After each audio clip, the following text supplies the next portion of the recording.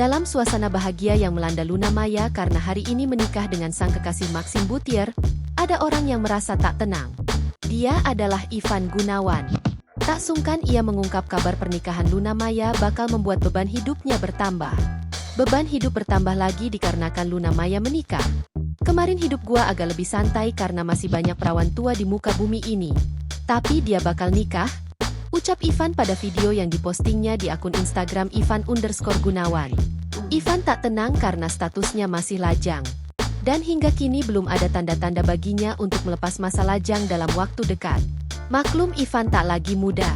Umurnya sekarang 43 tahun. Ia sudah membayangkan orang di sekitarnya mempertanyakan kapan dirinya menikah. Apakah gua harus nikah? Sambung Ivan. Namun, ada satu hal yang membuat Ivan agak lega menghadapi kehidupan sosial yang latah dengan pertanyaan basa-basi, kapan nikah? Sebab, masih ada temannya yang masih lajang, meski usianya sudah kepala 4. Tenang aja, masih ada satu perawan tua lagi yang belum merit, Oki Lukman, tandasnya. Download Tribun X sekarang, menghadirkan lokal menjadi Indonesia.